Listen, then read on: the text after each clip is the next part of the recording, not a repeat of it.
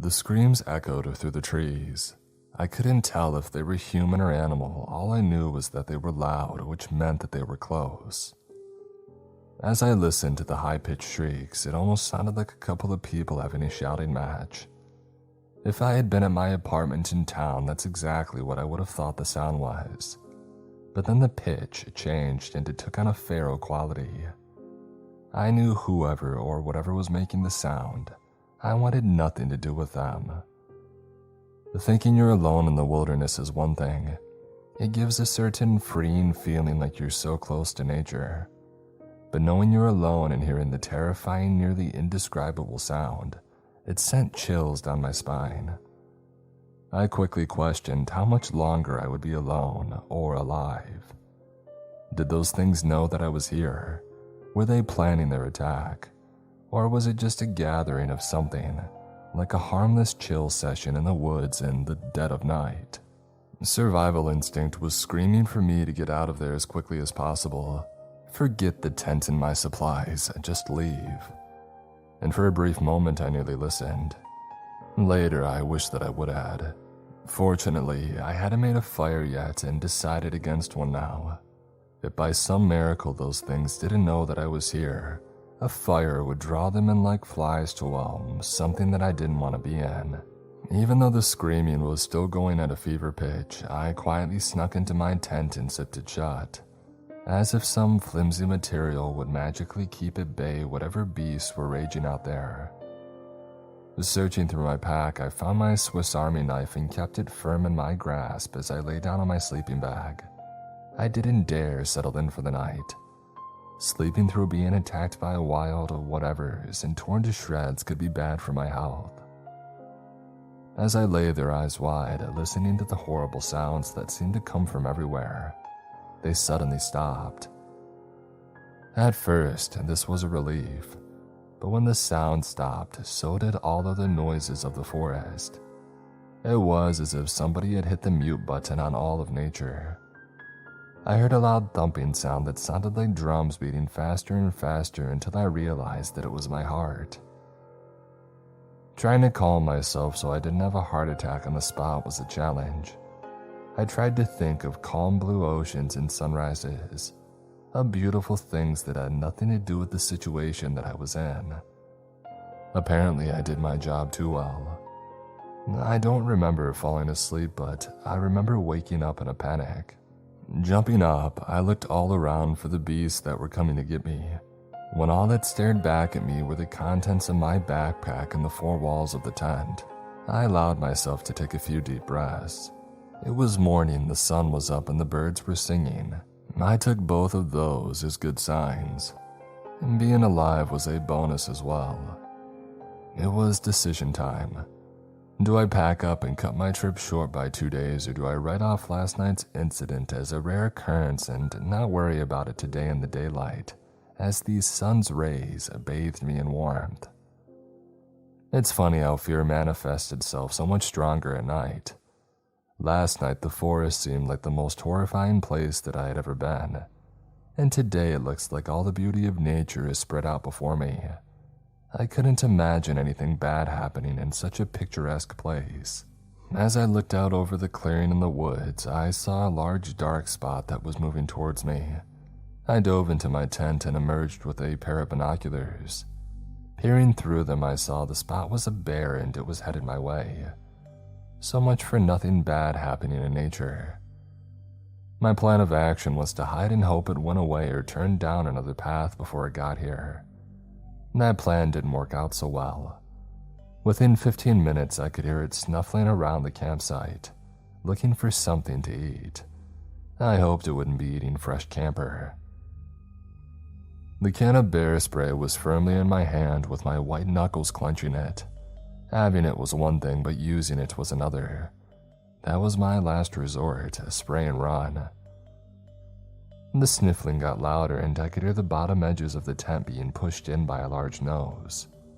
My knuckles grew a little whiter as I followed its progress along the edge and around the tent. And then there was a pause, a dreadful pause. The kind of pause that horrible decisions are born from. I was contemplating my own horrible decision when the sniffling started again, this time leading away from the tent. And breathing a cautiously optimistic sign of relief, I opened the tent flap just enough to see the bear lumbering off into the woods. Again, I held a silent vote, just like the song said.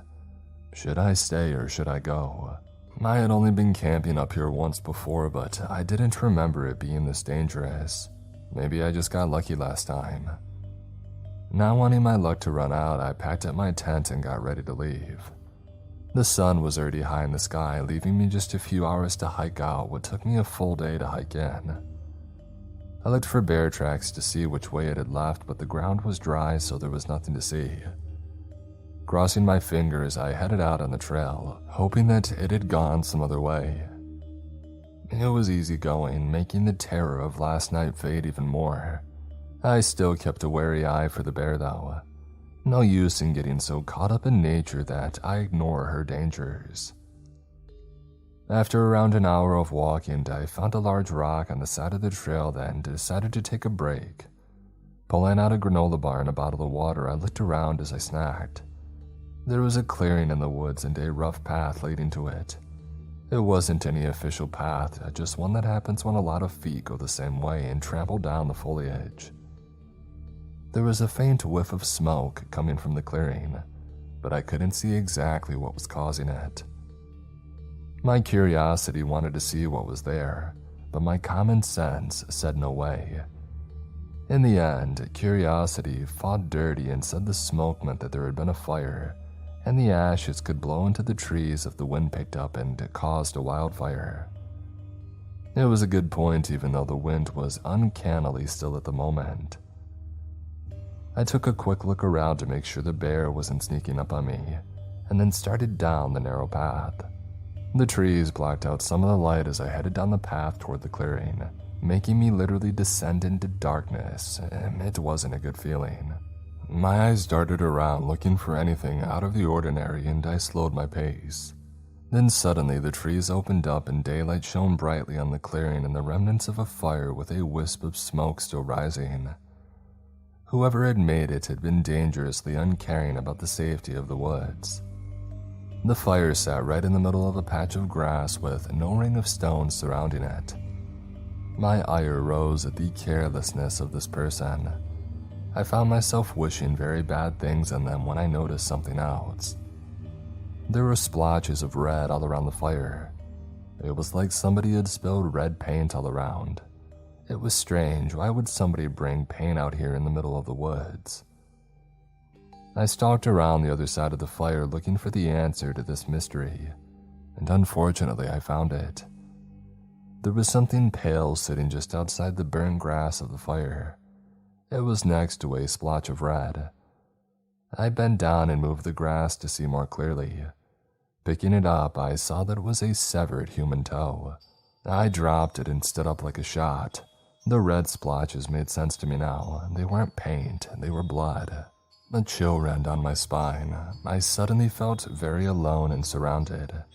My eyes darted all over the clearing and into the trees as I did a slow circle, searching for whatever was about to attack. As I searched, I saw the red splotches led off into the woods in the opposite direction of the trail. Curiosity tried to get me to follow, but I told it to shut the heck up, and I hightailed it out of there, my head on a swivel searching for threats. And just as I was about to reach the main trail, I literally ran into the bear. I had been so busy watching behind me for whatever might be chasing me that I didn't see what was right in front of me. It turned to face me, showing its red teeth, and then it stood on its hind legs, dwarfing me, and roared. I wished that I had worn the brown pants because I soiled myself in fear. I was so terrified that I didn't move. I couldn't. I was paralyzed. It dropped back down onto its front legs and approached me, teeth bared. I knew right then that it was responsible for the screams and the dismembered toe. The only thing I couldn't figure out was the fire. I had never heard of bears being able to start a fire. This was unfortunately the last thought going through my head before being eaten. It sniffed and took a step back. If I had known dropping a load in my pants would save me, I would have done it the night before. As I looked into the eyes of my death, it wasn't looking back at me.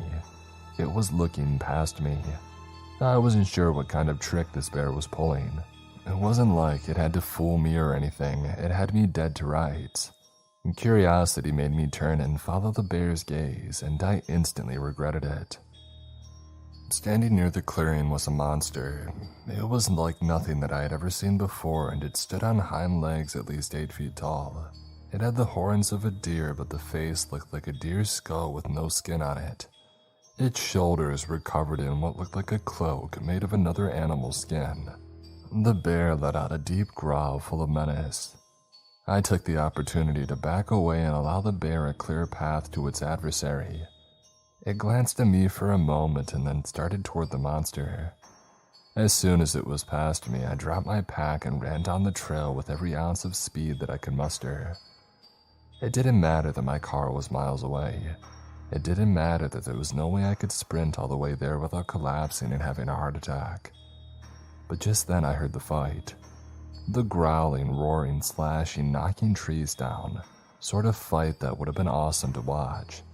From inside of a bunker with 2-foot-thick concrete walls. Just me alone without a rocket launcher to defend myself. There was no way that I was sticking around. I ran for a solid 10 minutes before the stitch in my side told me that I had to at least slow to a walk.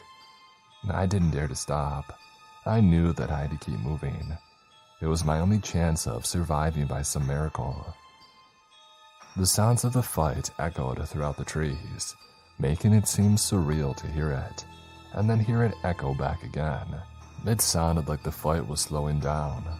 I hoped that it would have lasted for a while longer. Maybe whichever one won would forget about me or be too tired to track me down. My walk had become a limp.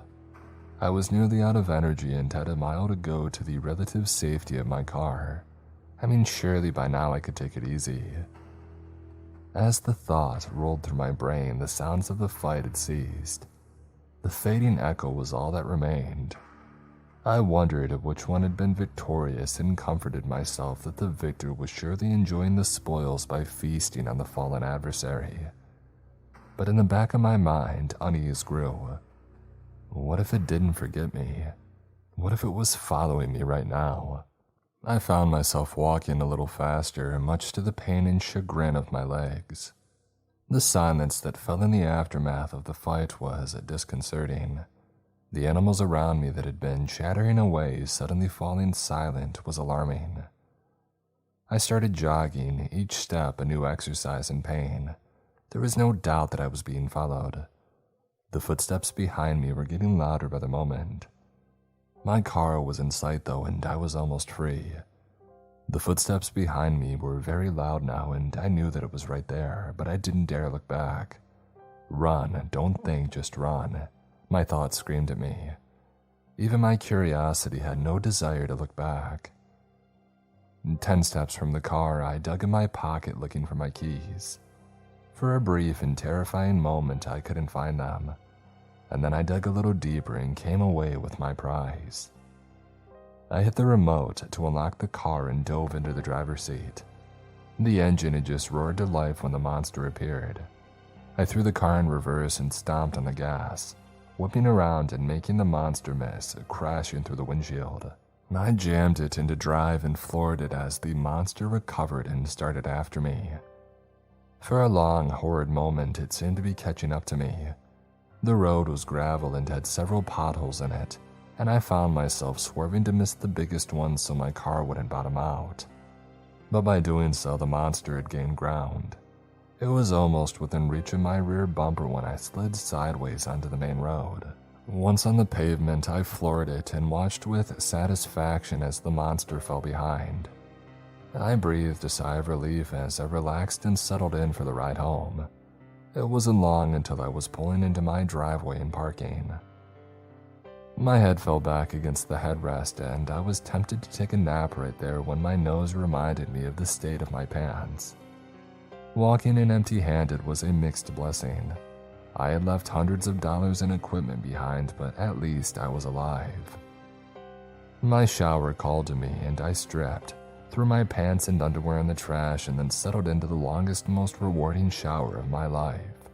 After drying off, I threw on a Metallica t-shirt and a pair of shorts, and I came back out to the living room and settled in to watch a movie. Horror was out. I knew that I would have nightmares for weeks about my ordeal, so I decided to watch an episode of Wipeout. 3 episodes later, I found my eyelids fighting gravity and exhaustion. Heading to bed, I turned out the lights and stepped up to the living room window. Looking out over the lights of town, I sighed, seeing the trees of the park far in the distance, and knowing that I would never visit there again. But before I turned toward my bedroom, something caught my eye. It was impossible. I rubbed my eyes just to be sure. The monster was creeping out of the woods and coming straight toward my house. As I watched, it looked up and saw me. Our eyes locked. Mine full of fear, its full of menace. I ran through the house, making sure that every door and window was locked. After that, I went to my bedstand and pulled out my snub-nose 38, checking to make sure that it was loaded and grabbing a handful of extra bullets, shoving them in my pocket. Running back out to the living room, I looked out the window, but it was gone. Pressing my face against the glass, I searched the front yard, but it wasn't there. For an instant, I wondered if my imagination had been playing tricks on me. I went to the kitchen window and looked into the backyard. It was dark out and I couldn't see much. Reaching for the light switch, I hesitated, not wanting to see it suddenly appear in front of me. But I had to know if this thing was real or not. I would rather than that I was going crazy than ever see that thing again. Flicking on the light, I took a half step back. Nothing was there. I scanned the entire backyard and all the way to the woods that bordered my property, but there was nothing. I shrugged and was about to go to bed when I heard it.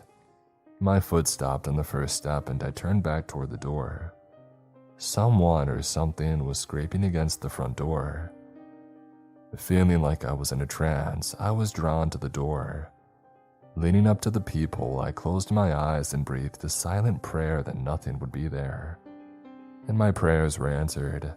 There was nothing out there. As tempted as I was to just accept this audible hallucination, my shaking hand reached for the doorknob. The distance between my hand and the door seemed to fade, like one of those scenes in a horror movie where the camera zooms in while going backward. I turned the knob and held my breath while opening the door. Nothing was there. I released a breath that I didn't realize I was holding. Looking around, the yard was empty, just the evening mist clinging to the lawn. My imagination had gotten the best of me. I turned to go back inside and saw the door, and the door frame had long scratches on it. My blood froze. It was real, and it was here, and it had tracked me down. As terror gripped me, I saw a flash of brown fur an instant before it charged at me. In sheer desperation, I fell back into the door just as it hit the doorframe. Its antlers slammed into the doorframe, sending splinters flying as it struggled to get loose from the destroyed wood. I lay on the door, watching in grim fascination, stunned by the fact that it had missed gouging my eyes by a mere fraction of an inch. The doorway had saved me. The same doorway that was rapidly disappearing under the monster's onslaught. I regained myself and ran. As I darted through the living room, somehow I had the pressure of mind to grab the house phone and dial 911. As I headed down the basement steps, slamming the door behind me. 911, what's your emergency? I'm being chased by a monster who's trying to kill me, I said, vaulting down the stairs. I'm sorry, could you repeat that? I'm being chased by a monster who's trying to kill me. Are you talking about a person? No, what don't you understand about the word monster? I shouted. Alright, it's my duty to inform you that prank calls will be reported to the police and you could face charges. Fine, send the cops. Maybe they can fight off the monster long enough to put me in cuffs. The line disconnected. Son of a... I said as I heard the monster stalking around inside the house. I squeezed myself into the far corner between the wall and the oil tank and tried to be as quiet as possible. Barely breathing, I listened to its measured steps as it crept from room to room. The floorboards complained with loud creaks, telling me this thing weighed considerably more than me. I heard it turn toward the stairs and thought about making a run for the cellar door that led outside when my phone rang. "Hello?" I whisper-screamed, trying to be as quiet as possible. Is this the person who just called 911 about a monster? "Well, yes, who's this?" There's a pause as I heard the footsteps change direction. I'm from another agency. Could you describe the monster for me? "So you're from one of those 3-letter agencies that always say they don't spy on our phone calls?" Could you describe the monster for me? "Well, it's huge, at least 8 feet tall, covered in fur, and wearing the fur of another animal over its shoulders. Oh, and it has antlers like a deer." I heard a sharp intake of air. Where is it? I gave him my address. I meant where is it in the house? "On the first floor and I'm in the basement, but I think it's coming down here." Just then I heard the basement door open. Gotta go," I whispered and then hung up the phone. The basement stairs groaned under the weight. I hoped that the wood would collapse under the weight and it would fall, snapping its neck. No such luck.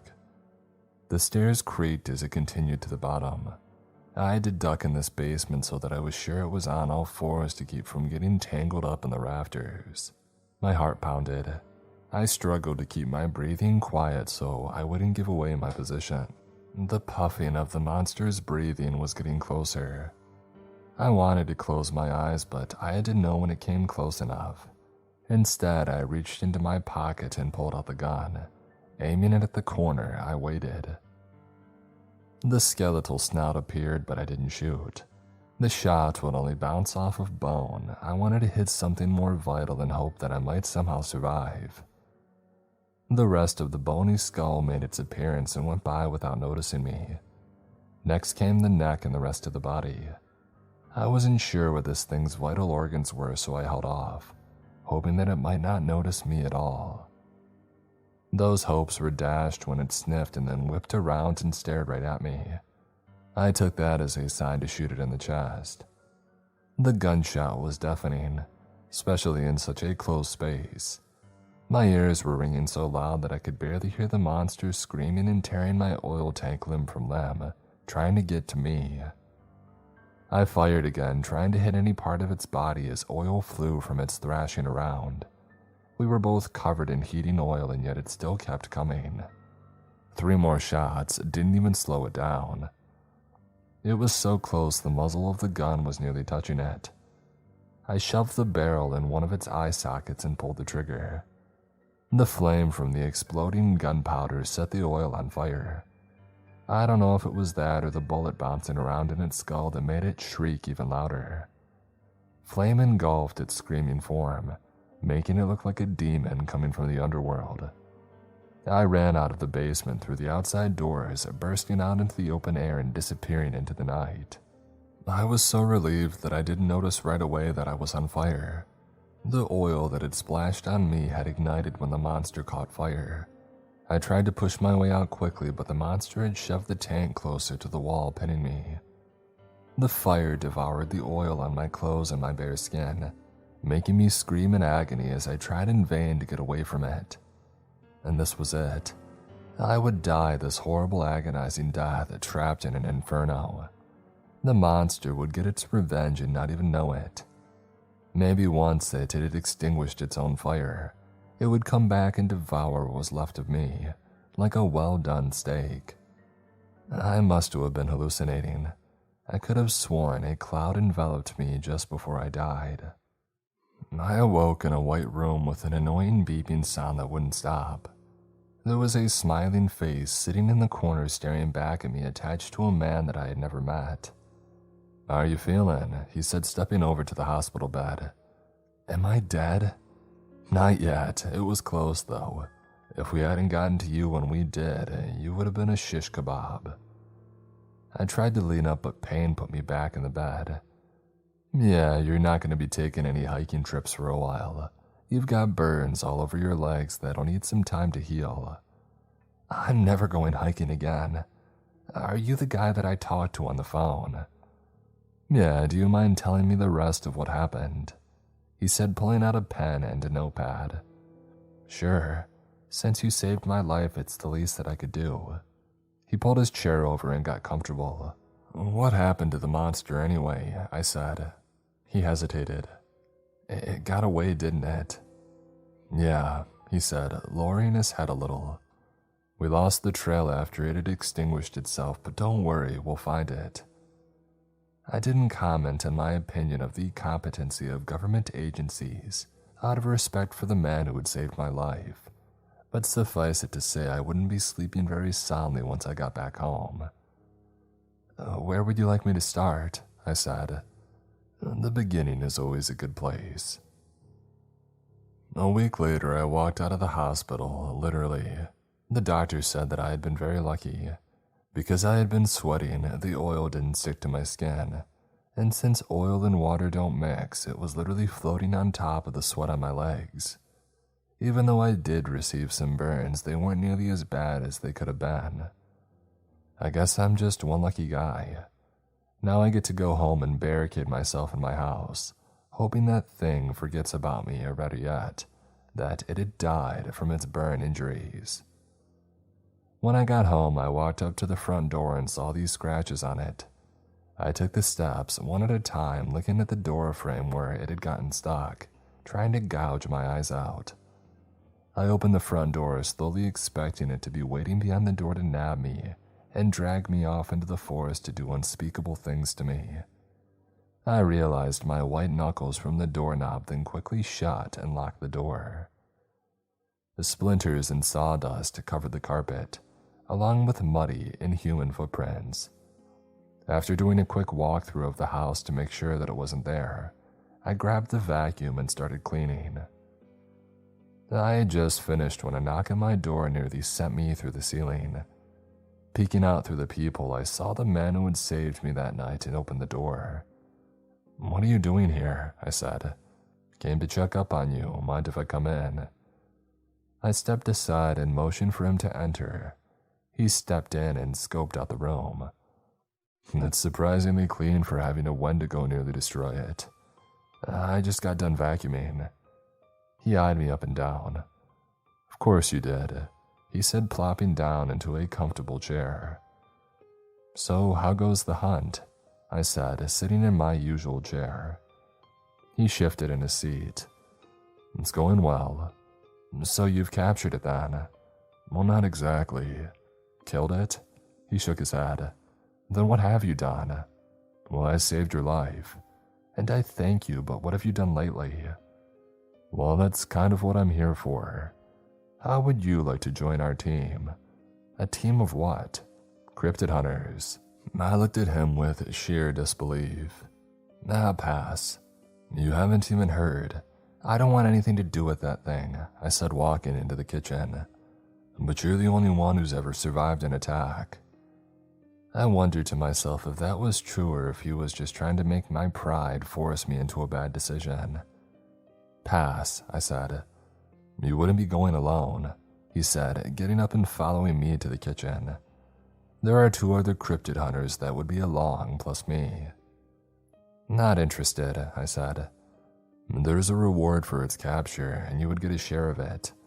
No deal, I said, starting up the stairs. He seemed flustered. You would get to carry a big gun, he said. I paused halfway. How big of a gun? Big. I thought about it for a long moment. All right, I said, and then continued up the stairs. Great, then let's go. I paused. What do you mean let's go, like right now? I just got back home. We need to strike while the trail is fresh. Fresh? A week old is fresh, he shrugged. The guys and your equipment are in the truck. Can I at least grab a shower first? There was an odd look in his eye. No need, we'll be out on the trail. We stood in a silent stare down for a long moment, and then I shrugged and came back down the steps. So how much money will I be making? I said. He smiled. Enough. I followed him outside, turning at the last moment to lock my front door that had seen better days and it looked like a stiff breeze would blow it over. He grinned but said nothing as we approached the truck and climbed in the back doors. The two men in the front merely nodded when we got in, and then the driver started the truck and drove away toward the woods. I wasn't having pleasant memory flashbacks when we pulled into the same trailhead that I had barely escaped from just over a week ago. I had to wonder if I had had some head trauma they hadn't noticed at the hospital, or if Mr. Three-letter government agency had drugged me without my knowledge to get me to come back out here. I was tempted to run as soon as I opened the door, but I didn't want to look like a coward in front of these guys, even though I didn't know them from Adam, and they each had a good 50 pounds of pure muscle on me. We stepped around to the back, and Mr. Three handed me a backpack that was so heavy it nearly pulled me over.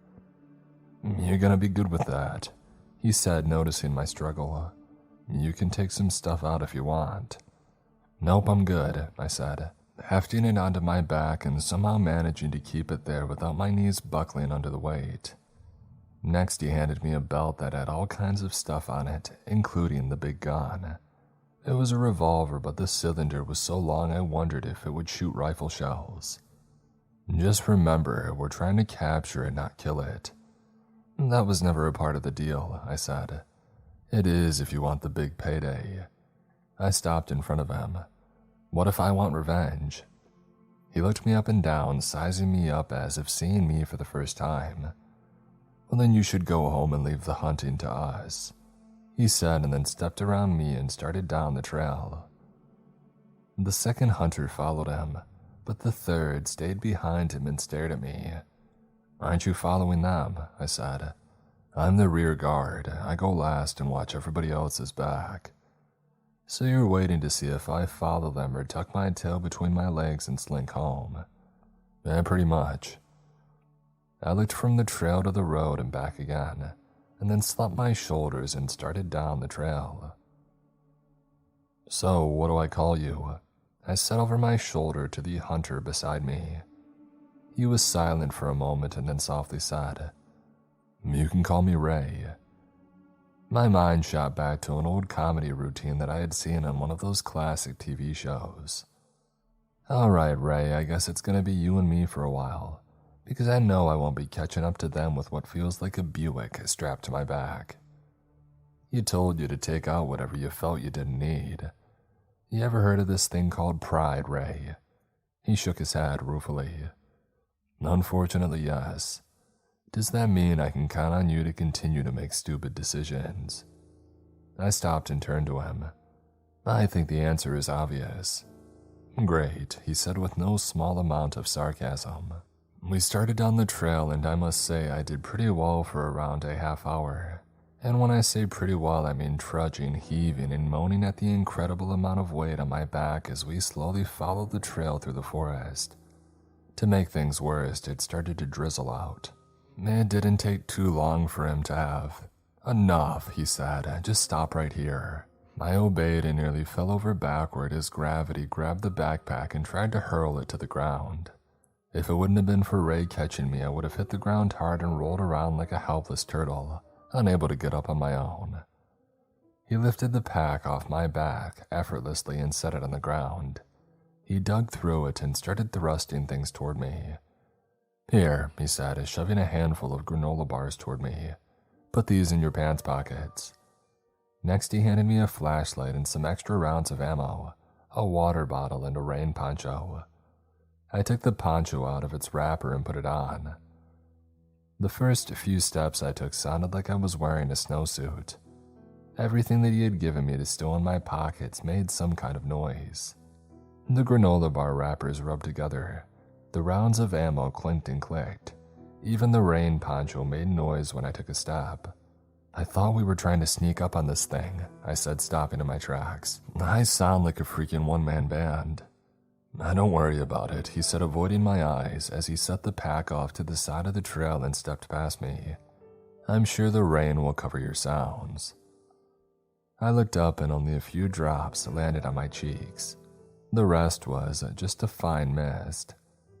Narrowing my eyes, I watched as Ray walked ahead of me on the trail. I hadn't known him for long, but it was easy to see that he was hiding something. Maybe he didn't want to scare me, so I would keep on with the search. In any case, I rested my hand on the gun in its holster for comfort. "Don't go pulling that out unless you have to," I said without looking back. "Remember, we're here to capture, not kill it." "Maybe you are," I said. He stopped dead in his tracks and turned toward me. "Look, I get it, you're scared. I would be too if this was the first time that I was hunting something like this. But you have to do things our way so nobody gets hurt, you understand?" He hadn't said it in a threatening way, just a matter of fact, but I still found myself taking a step back. What if that thing decides it wants to hurt someone? He looked me in the eyes. "Well, then we stop it," he said. And then he turned and started down the trail, not even checking to see if I was following. I sighed and fell in step behind him, finding it much easier now without the heavy pack of doom weighing me down. I still rested my hand on the gun as we walked, though. The forest was quiet, the animals weren't making much noise, and the wind was still. I didn't know if it was the intensifying rain or something else that seemed to spook them.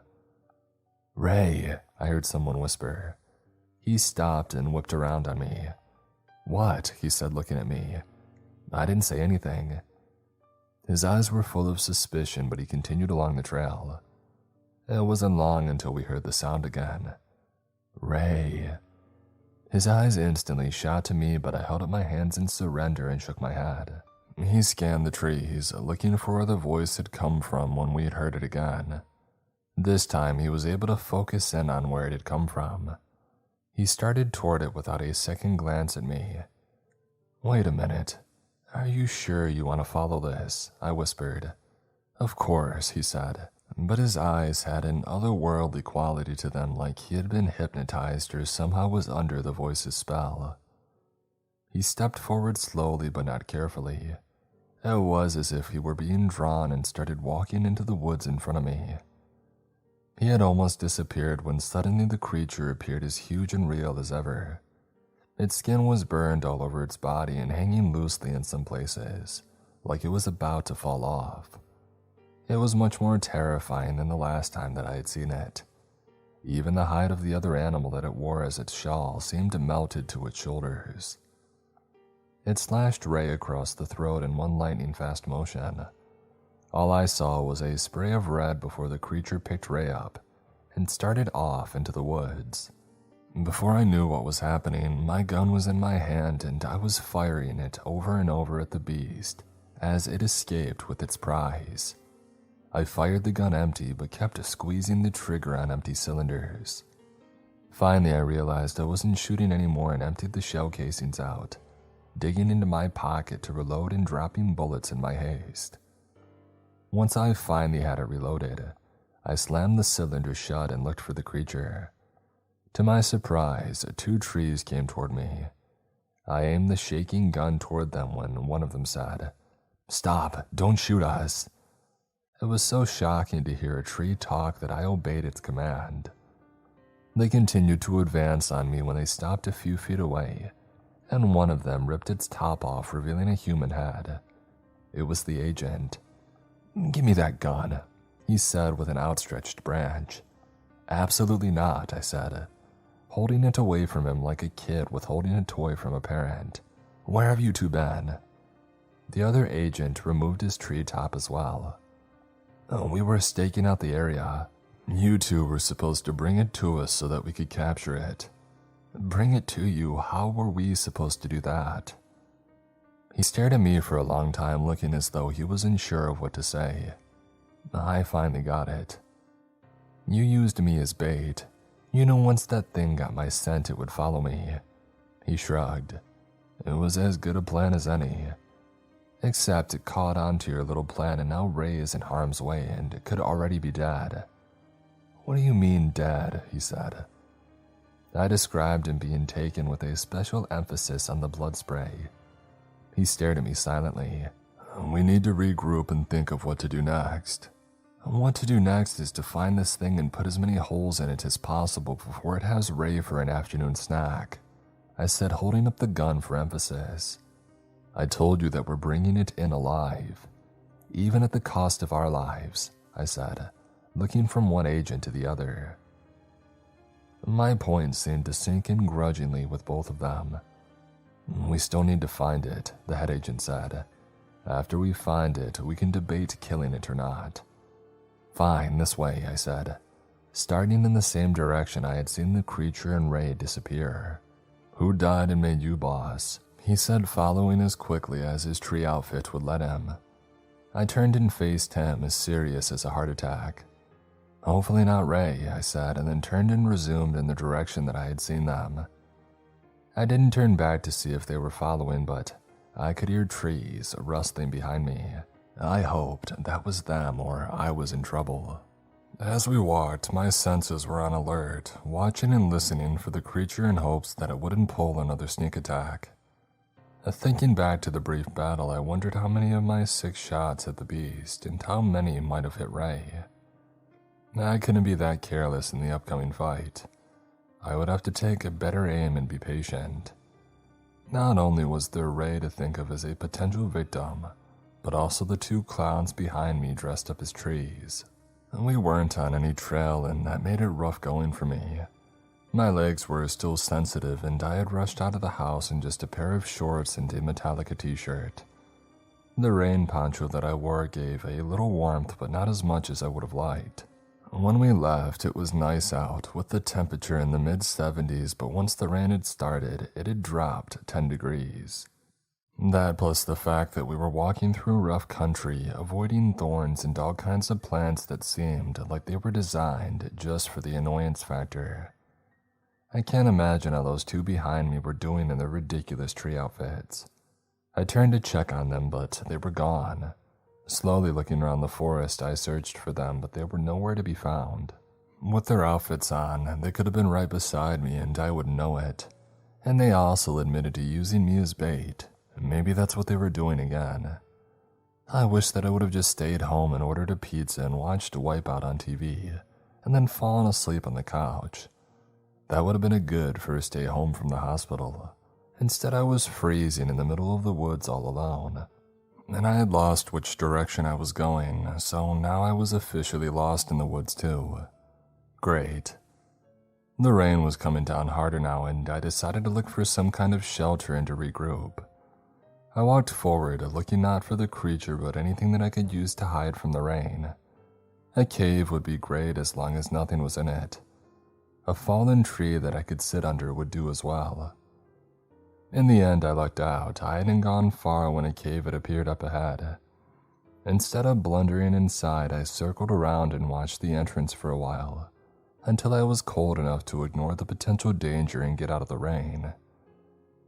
Standing in the mouth of the cave helped a little by getting me out of the rain, but I was still freezing. I turned and looked inside. The huge maw of blackness stared back out. Even using my flashlight didn't tell me much about my impromptu rest stop. Hanging out near the entrance was not advised. I would have to find someplace else once the rain had stopped. But as I looked up, a flash of light, followed soon by a crash of thunder that made the world shake, told me the rain wasn't about to let up. As cold as I was, it would take a special kind of crazy to go exploring this cave that could hold any number of wild animals who had no problem eating humans. I hoped one of them wouldn't be the creature. What did the agent call it? A Wendigo. Against every survival instinct, I shone my light into the cave and started walking. It was big, at least 12 feet from the ceiling, but the walls were smooth, almost like it had been dug with a machine. And there weren't a lot of rocks and debris like you would envision in a cave. It seemed like somebody had made this cave and concealed it as natural. But why? There was nothing out there in the middle of the woods. Even the cave itself was far off the beaten path. As I was wondering about the nature of the cave, I heard a sound behind me. Slowly I turned, hoping that the creature hadn't snuck up behind me like it did with Ray. But all I saw were 2 trees standing on either side of the cave. You've got to be kidding me. Like no one's going to notice 2 trees suddenly growing in the middle of a cave with no sunlight. Neither tree moved, but I was sure one of them made a shushing sound. I shook my head and continued into the cave. The further I went, the more the flashlight struggled to ward off the dark. It was like the light was overwhelmed by the darkness. As big as the cave was, I came to a spot where it opened up into a larger room. The ceiling was so far up it was hard for the flashlight to reach. As I scanned around the room with the light, I settled on something over in the corner. The closer I got to it, the more I wanted to turn around and leave. I stepped up right beside it and pulled my shirt collar up over my nose to cover the stench of death and decay. It was Ray, or what was left of him, strung up on a rack. Both his legs were gone, and the huge puddle of blood under him didn't give me hope that he had survived. I reached up and felt for a pulse anyway. My hand went right into the opening where the creature had slashed his neck.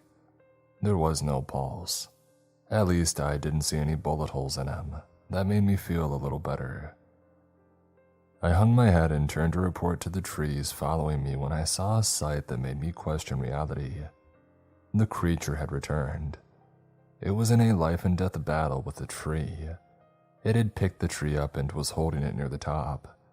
The tree was kicking and punching the creature as though its life depended on it. The creature seemed confused at first, but once the tree delivered a well-placed kick, the creature decided that it had had enough. I swung the tree around effortlessly like a baseball bat and smashed it into a wall. The sickening crunching sound it made on impact were a combination of wood and bone breaking. The tree instantly went limp, but the creature wanted to make sure. It threw the tree at the other wall, leaving a red splotch on impact before collapsing to the ground. The second tree hadn't moved the entire time. The creature stepped close to it, suddenly suspicious. It reached out when I made my decision to act. I pulled out the gun, aimed at the creature's head, and squeezed the trigger. I had never fired a .44 Magnum in a cave before, and I never will again. My ears were ringing so bad that I couldn't hear anything. I saw the tree holding its ears as well as the Wendigo. Its mouth was open, and I imagined it was screaming, but I couldn't hear it. I don't know what happened. If something in me just snapped or I realized that I was about to end up like Ray, I ran up to the Wendigo while it was disoriented by the gunshot, stuck the gun under its chin near its neck, and squeezed the trigger 5 more times. The top of its head exploded with a geyser of bone and red. It screamed so loud that even I heard it through my hopefully temporary deafness. I didn't hang around to see what was going to happen. I ran toward the cave entrance, grabbing the uninjured tree and pulling him out with me. It only took a moment for the tree to get the point and run along. Once out, he guided me back to the trail and took the top of his tree disguise off to talk to me. "I told you I wanted that thing alive," he said, looking and sounding very unhappy. "Why don't you tell Ray and the other agent that you just lost how that thing's life was more important than theirs?" He glared at me. "Oh, don't give me that look. I just shot a Wendigo at point-blank range. You think your little glare is going to frighten me?" He continued to glare. "Okay, you have 2 choices here," I said. "Either drive me home or give me your keys." He finally allowed his shoulders to relax and started walking. "I'm not giving you my keys," he muttered.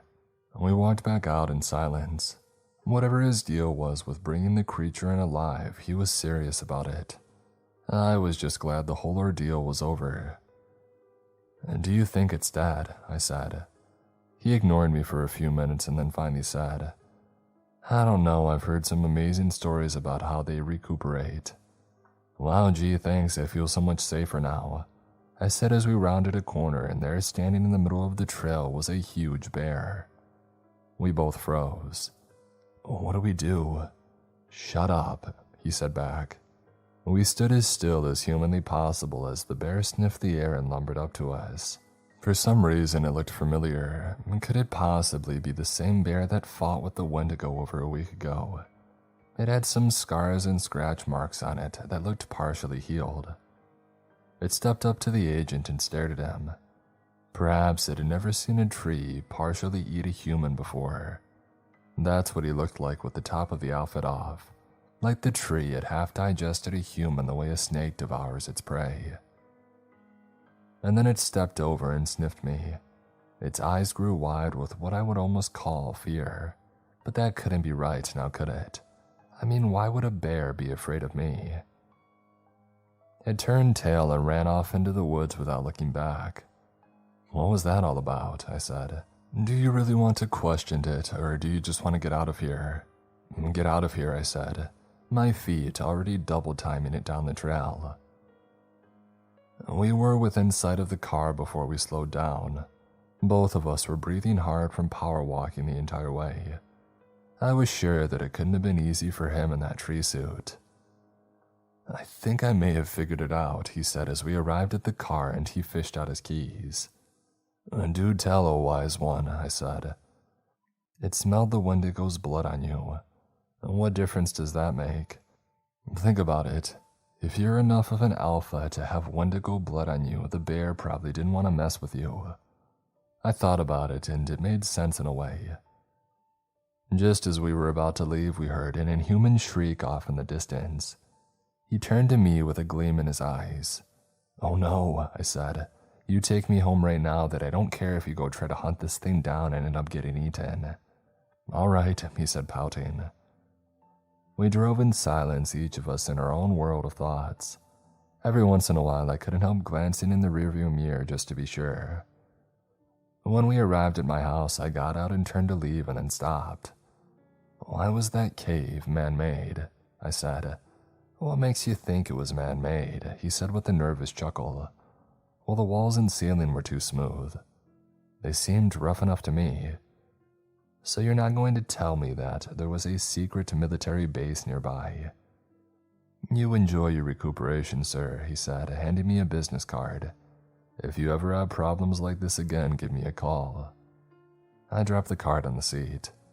I think I'd be better off on my own. You don't protect your partners very well. I walked inside my house without looking back.